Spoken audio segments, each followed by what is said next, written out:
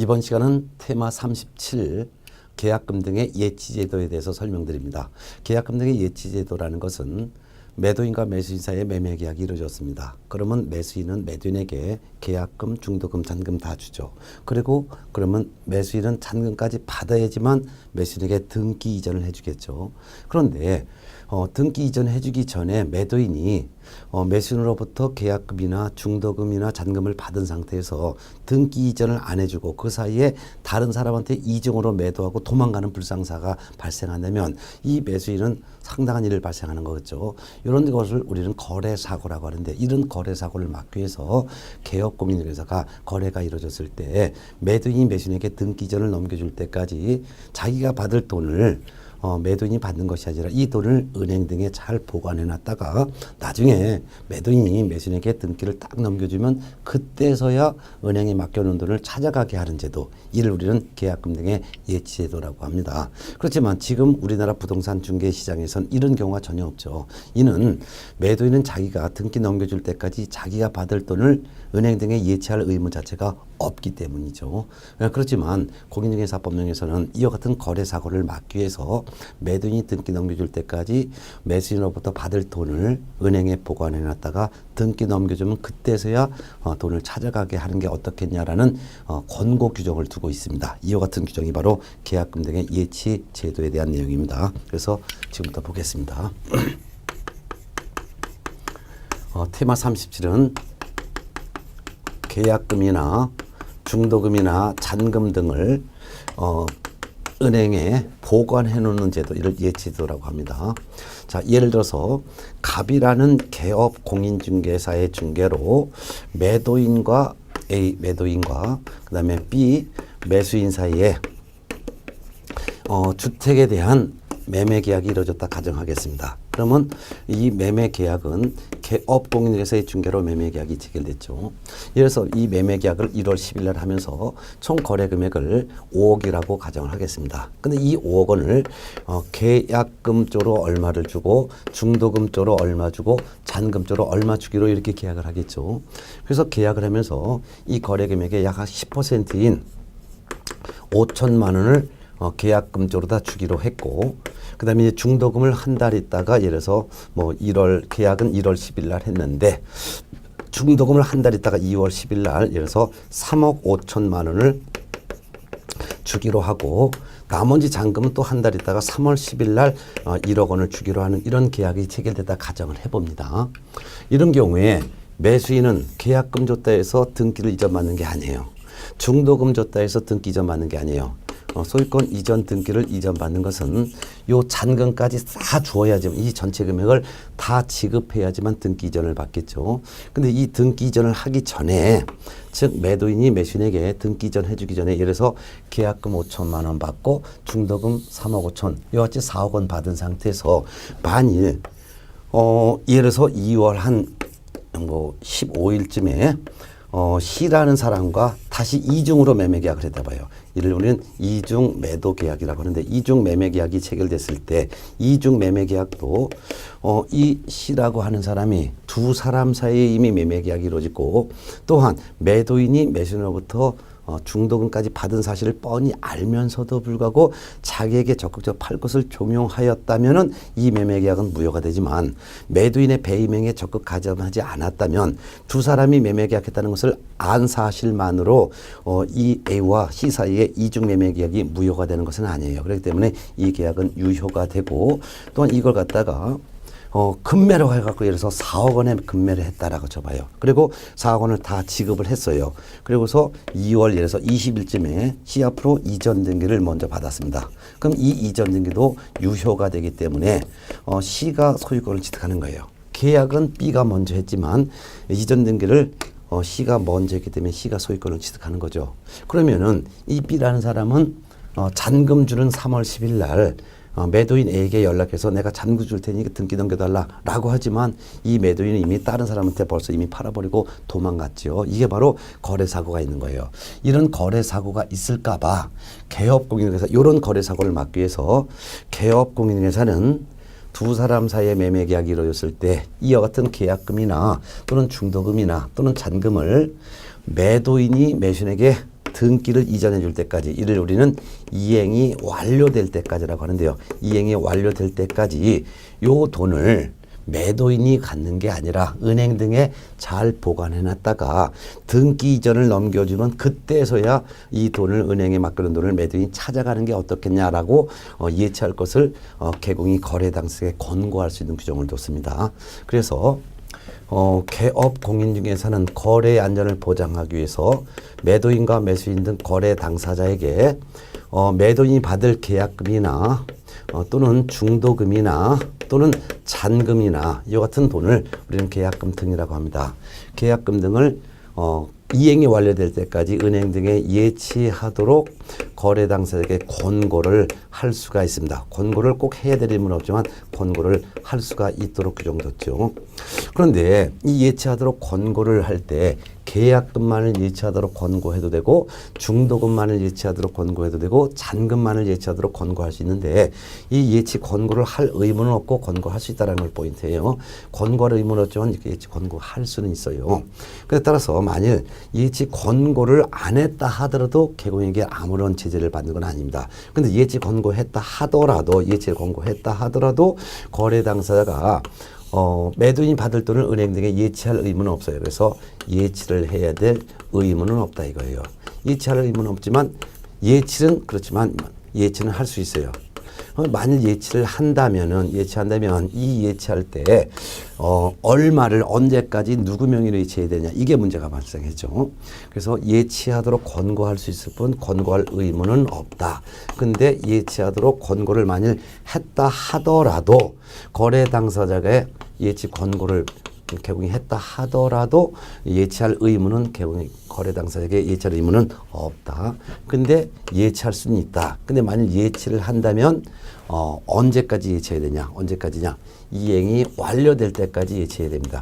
이행이 완료될 때까지라는 것은 매도인이 매수인에게 등기 넘겨줄 때까지 예치를 해야 되는 것이고, 예치할 때 예치하는 금액은 계약금만을 예치해도 되고 또는 중도금만을 예치해도 되고 또는 잔금만을 예치해도 되고 계약금과 중도금을 합쳐서 예치해도 상관은 없습니다. 그런데 예치할 때 누구 명의로 예치하냐 이거예요. 예치 명의자는 개업 공인중개사 명의로 예치하거나 또는 대통령령이 정하는 자 명의로 예치해야 됩니다. 따라서 개공 이름이 만일 갑이라면 갑개공 명의로 매도인의 돈을 보관해도 되고 또는 대통령령이 정하는 자 명의로 예치해도 됩니다. 그럼 대통령령이 정하는 자라는 것은 6기관이 있는데 이걸 외워두셔야 합니다. 은, 공, 탁, 채, 험, 전. 이거 두 문자를 땄습니다. 즉 은행법에 따른 은행 명의로 예치해도 되고 공제사업을 하는 자, 공제사업을 하는 사람이라는 것은 보험회사가 아닌데도 불구하고 보험회사와 똑같이 보험사업을 하는 사업자를 공제사업자라고 하는데 지금 현재 공제사업자는 공인중개사 협회가 공제사업을 하고 있습니다.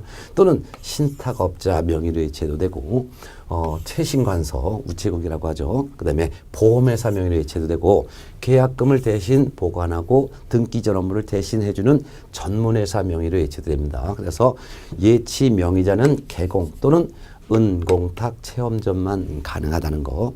근데 이 예치할 때 예치하는 이 돈을 어디에다 보관하냐? 보관 장소를 우리는 예치기관이라고 합니다. 예치기관은 제한이 없습니다. 따라서 금융기관에다 예치해도 되고 또는 공제사업을 하는 협회에다 예치해도 되고 또는 신탁업자에다 예치해도 되고 그 밖에 기타 등등으로서 최신관서라든가 보험회사라든가 전문회사라든가 그 밖에 법원에다가 예치해도 상관이 없습니다. 그래서 예치기간은 제한이 없습니다. 예치 명의자는 외워두셔야 합니다. 예치 명의자는 누구 통장에다가 입금시키냐, 이게 바로 예치 명의자인데 이 예치 명의자는 개공통장 또는 은공탁 체험전 통장만 가능하지만 예치기간 즉 보관장소는 제한이 없다는 것 꼭 알아두셔야 되겠죠. 이런 내용이었습니다. 또한 예치가 됐을 때 만일 계약금 5천만 원, 중도금 3억 5천에서 만일 4억 원을 만일 예치한다고 가정할 때 이때 예치된 돈을 매도인은 이행이 완료가 되어야지만 찾아갈 수 있어요. 즉 등기 넘겨줘야지만 찾아갈 수 있는데 이행이 완료되기 전이라 하더라도 매도인이 미리 찾아갈 수 있어요. 매도인이 이행이 완료되기 전에, 즉 등기 넘겨주기 전이라 하더라도 완료되기 전이라 하더라도 미리 수령을 할 수는 있어요. 근데 미리 수령하려면 조건이 있어야 돼요.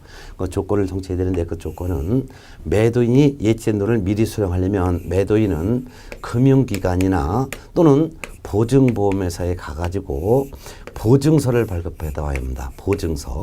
이 보증서의 내용은 매도인이 매수인에게 등기 넘겨주기 전에 예치된 이 돈을 미리 찾아간 이후 만일 등기를 넘겨주지 않으면은 이 책임을 보증서를 발급해준 금융기관이나 또는 보증보험회사가 책임지겠다라는 내용이 기록되어 있는 이 보증서를 발급받아서 이 보증서를 계약금 등의 예치 명의자에게 교부해야 돼요. 이 예치 명의자가 바로 통장을 갖고 있는 사람이죠. 이 예치 명의자에게 보증서를 제공을 한다면 이행이 완료되기 전이라 하더라도, 즉 등기 넘겨주기 전이라 하더라도 매도인은 미리 수령할 수가 있다라는 거.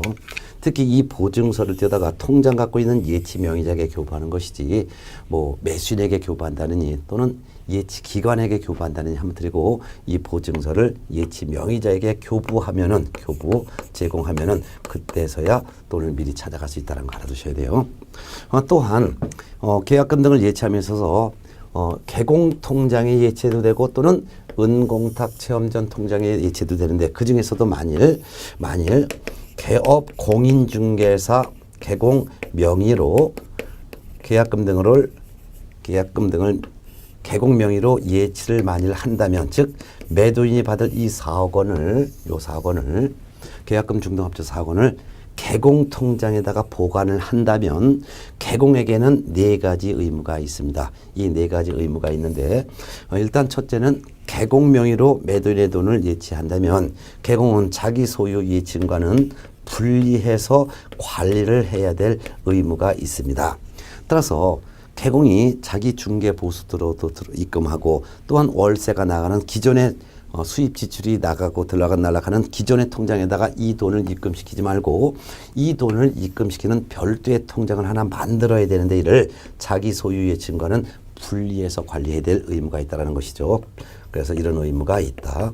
두 번째는 개공 명의로 이 돈을 예치할 때 거래 당사자 동의 없이 무단으로 개공은 인출하면 안 돼요. 무단으로 인출을 해서는 안 된다. 인출해서는 안 된다. 따라서 개공 통장에 이 4억 원이 예치가 됐다 하더라도 개공은 이 돈을 자기 마음대로 뺐으면 안 된다. 그 말입니다. 네.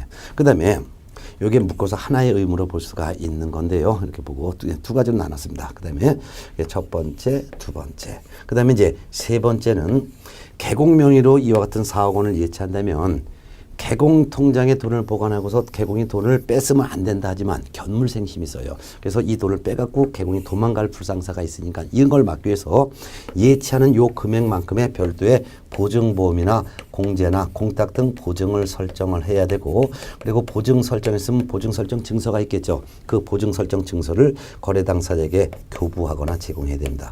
그래서 4억 원을 예치한다면 4억만큼의 보증보험을 또 별도로 설정해서 보증보험 증서를 거래 당사자에게 교부해야 되죠. 그럼 이 보증 설정하려면 보증 설정 비용이 들어가죠. 이 비용은 계약금 등이 예치되면 매수인이 혜택을 받기 때문에 이 비용은 매수인에게 청구할 수 있도록 법에 규정을 뒀습니다. 네. 자, 요 같은 세 가지 의무 외에 또 하나 의무가 있는데 이거는 뭐냐면은 개공 명의로 계약금 등을 예치하면 개공은 나중에 그 거래 계약이 이행이 완료가 되면은 이 예치된 개공 통장에 있는 돈을 매도인이 인출해도 좋다라고 매수인과 약정해야 돼요. 예를 들어서 4억 원을 개공통장으로 예치했다가 나중에 매도인이 매수인에게 등기를 다 넘겨줘서 이행을 완료시키면은 이 돈을 그때는 매도인이 인출해도 좋다라는 것에 대해서 인출해도 좋다라는 것에 대한 인출해도 좋다는 동의에 대해서 개공과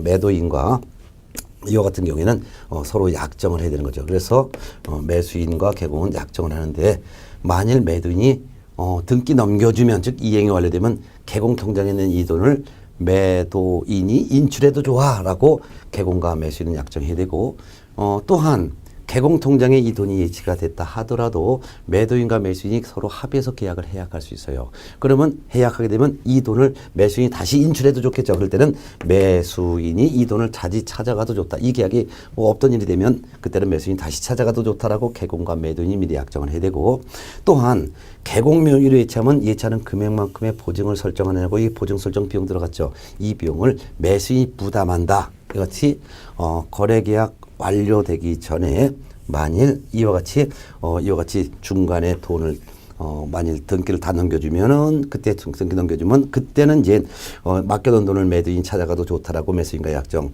중간에 계약이 해제되면 이 돈을 매수인이 다시 되찾아가도 좋다라고 매도인과 약정도 하고, 이 계약공모형으로 예치하는 데 소요되는 이 비용을 매수인이 부담한다라는 것에서 비용을 매수인이 부담한다. 이런 것에서도 매수인과 미리 약정을 해야 될 의무가 있습니다.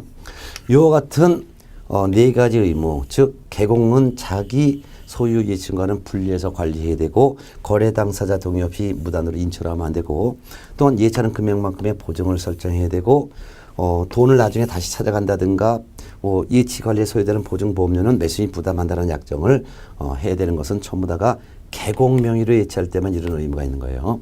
이를 위반했을 때는 업무정지 처분을 할 수가 있어요. 그래서 이 네 가지 중에 하나라도 위반을 했다면은 등록관청은 개공에 대해서 업무정지를 명할 수가 있는데, 업무정지 기간은 지금 한 달 업무정지 하도록 되어 있습니다. 요 같은 의무는 전부 다 개공 명의로 예치할 때만 의무가 있지, 다른 기관 명의, 예를 들어서 은공탁 체험전 명의로 예치할 때는 개공에게는 이런 의무가 전혀 없다는 것도 알아두셔야 합니다. 자, 이런 내용을 제가 책을 제가 정리 안 하고 그냥 판서를 정리했는데 시간이 많이 걸렸네요.